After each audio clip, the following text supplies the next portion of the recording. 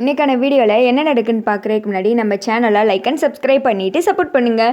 Episode வந்துட்டு நல்லாவே இருக்குது. ஸோ வீடியோ ஸ்கிப் பண்ணாமல் கடைசி வரைக்கும் பாருங்கள். வாங்க வீடியோக்குள்ளே போகலாம். ஃபஸ்ட்டு சீனில் வந்துட்டு அபிராமி தீபாவும் கோவிலில் இருக்காங்களே அந்த சீன் தான் காமிச்சிட்டு இருக்காங்க. தீபா வந்துட்டு ரியாவை பார்த்துடுறாங்க. அப்படியே ஷாக் ஆகிட்டு இப்போ அத்தை வேறு பக்கத்தில் இருக்காங்களே கார்த்திக் சார் கிட்ட இதை எப்படி சொல்கிறது அப்படின்னு சொல்லிட்டு அத்தை ஒரு நிமிஷம் இருங்க ஒரு முக்கியமான விஷயம் அப்படின்னு சொல்லிட்டு விறுவிறுன்னு தனியாக போயிட்டு கார்த்திக் தான் கால் பண்ணுறாங்க. கார்த்திக் வந்துட்டு காரில் வந்துட்டு இருக்காங்க. ஃபோன் அட்டன் பண்ணி பேசுகிறாங்க. சொல்லுங்கள் தீபா அப்படின்னு சொல்ல கார்த்திக் சார் அன்னைக்கு ஆனந்தண்ணாவோட ஒரு பொண்ணு பார்த்தோம்ல அந்த பொண்ணு இங்கே கோவிலில் இருக்காங்க அப்படின்னு சொல்ல சரி சரி அவங்க என்ன பண்ணுறாங்க ஏது பண்ணுறாங்கன்னு சொல்லிட்டு நீங்கள் ஃபாலோ பண்ணிகிட்டே இருங்க நான் பின்னாடியே தான் வந்துட்டுருக்கேன் அப்படின்னு சொல்ல சரிங்க சார் அப்படின்னு சொல்லிட்டு தீபா ஃபோனை கட் பண்ணிவிட்டு அபிராமி கிட்ட வர்றாங்க.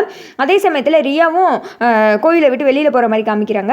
அத்தை கார்த்திக் சார் எனக்கு ஒரு முக்கியமான ஒரு வேலை கொடுத்துருக்காங்க நான் உடனே ஆஃபீஸ் போனத்தை போயிட்டு நான் வீட்டுக்கு வந்துடுறத நீங்கள் இங்கேருந்து அப்படியே பத்திரமா கிளம்பிடுவீங்களா அப்படின்னு சொல்ல அபிராமி ஒரு மாதிரி முறைச்சிக்கிட்டே லுக்கு விட தீபா அதெல்லாம் கண்டுக்கல விறுவிறுன்னு அங்கேருந்து ஓட்டத்தை பிடிச்சிடறாங்க.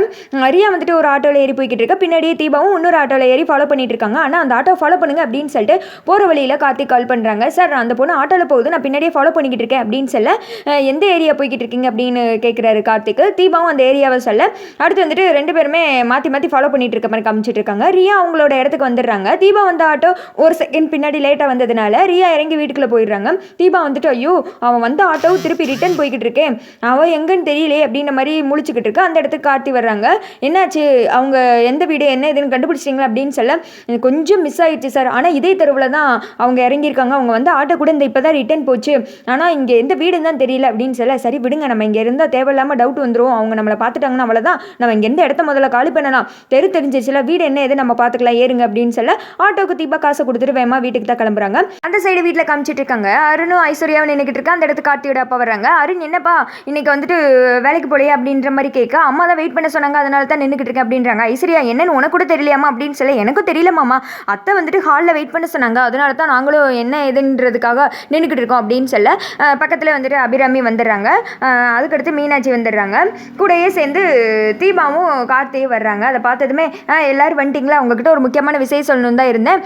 நாளைக்கு வந்துட்டு நம்ம சுமங்கலி பூஜை வச்சுருக்கோம் நம்ம முருகன் கோவில் பூசாரி இருக்காங்கல்ல அவங்கள தான் வர சொல்லியிருக்கான் அதனால கார்த்திக் நாளைக்கு ஆஃபீஸோ அது இதுன்னு யார் எங்கே எதுவும் போக வேணாம் இப்பயே சொல்லிட்டேன் நாளைக்கு ஒரு நாள் உங்களோட வேலையெல்லாம் தள்ளி போட்டு வைங்க அப்படின்னு சொல்ல சரி அப்படின்ற மாதிரி எல்லாருமே சொல்லிடுறாங்க. அப்புறம் தான் வந்துட்டு மீனாட்சி கிட்ட சொல்கிறாங்க. மீனாட்சி இங்கே பாரு நாளைக்கு ஆனந்த ஃபோன் பண்ணி வர சொல்லிடு அப்படின்னு சொல்ல தீபாவும் காட்டி ஒருத்தங்க பார்த்துக்கிறாங்க. அந்த பொண்ணு கூட இருக்கிறது அதெல்லாம் யோசித்து பார்த்துட்டு ரெண்டு பேரும் மூஞ்சி பார்த்து முடிச்சுக்கிட்டு இருக்காங்க.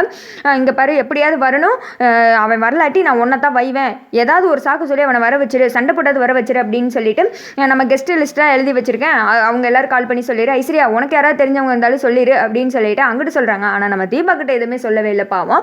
அடுத்து வந்துட்டு கார்த்தி வந்துட்டு தீபாவோட அம்மா சொல்லியிருப்பாங்களே தாலி பிரித்து கோர்க்கணும் அப்படின்னு சொல்லிட்டு அதை யோசித்து பார்த்துட்டு அம்மா இன்னொன்று சொல்லணுமா தீபாவுக்கு வந்துட்டு பண்ண வேண்டிய சடங்கு இன்னும் பண்ணல இல்லை அதையும் சேர்த்து பண்ணிடலாமா அப்படின்னு சொல்ல என்னப்பா அது சடங்கு அப்படின்ற மாதிரி கார்த்தியோட அப்பா கேட்குறாங்க.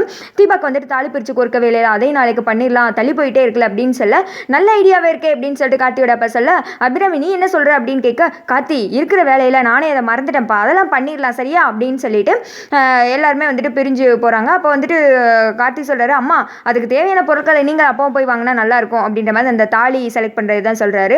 எனக்கு ரொம்ப வேலையாக இருக்குப்பா நீங்கள் மீனாட்சி கூட்டு போய் வாங்கிறீங்களா அப்படின்னு சொல்லிட்டு கிளம்பிற பின்னாடியே வந்துட்டு ஐஸ்வர்யா போகிறாங்க. அத்தை பார்த்தீங்களா அந்த தீபா எப்படி கைகாரியாக இருக்கான்னு முன்னாடியெல்லாம் நீங்கள் தான் ஒரு முடிவெடுப்பீங்க அதை கார்த்திக் கிட்ட சொல்லுவீங்க ஆனால் இப்போ பாருங்க அவர் முடிவெடுத்து உங்ககிட்ட சொல்கிறாரு வர வர அவன் மாற்றிட்டாத்தா அப்படி இப்படின்னு சொல்லிட்டு அபிராமி ஏற்றி விட்டுற உனக்கு அறிவே இருக்காதா இல்லை எப்போ பார்த்தாலும் என் பையனை பற்றி குறை சொல்கிறதா உனக்கு வேலையா அவனாவது என்கிட்ட சொல்லிட்டு தான் செய்கிறேன் உன் புருஷ மாதிரி ஒன்றும் சொல்லாமல் செய்ய கிடையாது இங்கே பாரு உனக்கு அவங்கள பற்றி குறை சொல்லனா சோரே இறங்காது என்ன வேலை ஏதோ அதை மட்டும் போய் பாரு அப்படின்னு சொல்லிட்டு இங்கிட்டு கிளம்பிடுறாங்க. அபிராமி என்ன இது முன்னெல்லாம் சொன்னால் ஏதாவது அவங்கள திட்டுவாங்க ஆனால் இப்போ என்ன திட்டிட்டு போகிறாங்க அப்படின்ற மாதிரி ஐஸ்வர்யா நின்று யோசிச்சுட்டு இருக்காங்க. அடுத்த சைடில் மீனாட்சி தீபா கார்த்தி 3 பேருமே நகை கடைக்கு தான் போகிறாங்க. போனதுமே தாலி செலக்ட் பண்ணுறதுக்காக உட்காந்துருக்காங்க.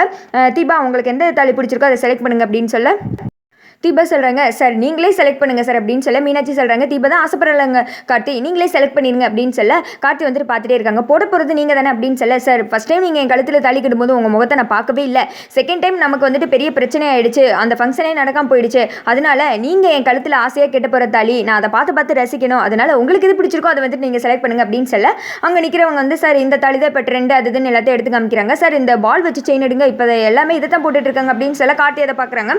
தீபா உங்களுக்கு ஓகேவா அப்படின்னு சொல்ல தீபம் ஓகேன்னு சொல்லிடுறாங்க. அடுத்து பில் போட்டு வெளியில் வரும்போது வேறு ஏதாவது வேணுமா அப்படின்ற மாதிரி கேட்குறாங்க கார்த்தி. அதுக்கு வந்துட்டு தீபா சொல்கிறாங்க, நான் நினச்சதுக்கு மேலே நான் நினைக்கிறாதது கூட நீங்கள் எனக்கு வாங்கி தரீங்க கார்த்திக் சார், ஆனால் அப்படின்னு சொல்லிட்டு வெளியில் சொல்லாமல் மனசுக்குள்ளே யோசித்து பார்க்குறாங்க. அந்த மன்னிப்பு மட்டும் உங்ககிட்ட இருந்து எனக்கு கிடைக்கவே மாட்டேங்குது. கொஞ்ச நாள் போட்டும் நானே மன்னிச்சிடுவேன் அப்படின்ற மாதிரி டைம் கேட்டிங்க, ஆனால் எப்போ என்ன மன்னிக்க போகிறீங்களே தெரியலையே சார் அப்படின்னு சொல்லிட்டு யோசிச்சுட்டு இருக்கேன். சரி வாங்க கிளம்பலாம் அப்படின்னு சொல்லிட்டு அங்கேருந்து கிளம்பிடுறாங்க. அடுத்த சீனில் ரியாவை காமிச்சிட்டு இருக்காங்க. ஆனந்த் ஒர்க் பண்ணிட்டு இருக்காங்க. நான் என்ன வச்சிருக்கேன்னு சொல்லு உனக்காக அப்படின்னு சொல்லி என்னது அப்படின்ற மாதிரி ஆனந்த் கேட்குறாரு. இப்படி டப்புன்னு கையை வந்துட்டு விரிச்சு காட்டினா அதில் வந்துட்டு தாலி தொங்குது. அதை பார்த்ததும் ஒரு மாதிரி ஜர்க்காகிற மாதிரி காமிக்கிறாங்க ஆனந்த். நாளைக்கு காலையில் முருகர் கோவிலில் நம்ம கல்யாணம் 9:10 நல்ல நேரமா, நான் வந்துட்டு டைம்லாம் குறிச்சிட்டு வந்துட்டேன், டேட்லாம் குறிச்சிட்டு வந்துட்டேன் அப்படின்னு சொல்லிட்டு சந்தோஷமாக சொல்லிக்கிட்டு இருக்காங்க. அதை கேட்டதும் ஒரு மாதிரி ஸ்டன் ஆகி தான் உட்காந்துக்கிட்டு இருக்காங்க ஆனந்த். அடுத்து வந்துட்டு மீனாட்சி கால் பண்ணுறாங்க. தாலி எப்படி இருக்குன்னு சொல்லு அப்படின்னு சொல்லிக்கிட்டு இருக்க ஃபோனை பார்த்ததுமே மீனாட்சியா அப்படின்னு கேட்குறாங்க. ஒரு மாதிரி முகத்தை சொல்லிச்சுக்கிட்டு ஆமாம் அப்படின்னு சொல்ல, சரி இவங்கிட்ட இப்போதைக்கு எதுவும் சண்டை வச்சுக்க கூடாது அப்படின்னு சொல்லிட்டு அட்டன் பண்ணி பேசு அப்படின்னு சொல்ல மீனாட்சி சொல்கிறாங்க, அத்தை உங்களை நாளைக்கு ஃபங்க்ஷனுக்கு வர சொன்னாங்க வந்துருங்க அப்படின்னு சொல்ல, நான் வேலையாக இருக்கேன், நீ அத்தைக்கிட்ட ஏதாவது சொல்லி சமாளிச்சுக்கோ வை அப்படின்னு சொல்லிட்டு ஃபோனை கட் பண்ணிட்டு மீனாட்சி யோசிச்சுட்டு இருக்காங்க. இங்கிட்டு ரியா ஹக் பண்ணுறாங்க. அதோட பார்த்தீங்கன்னா வீடியோ முடிஞ்சு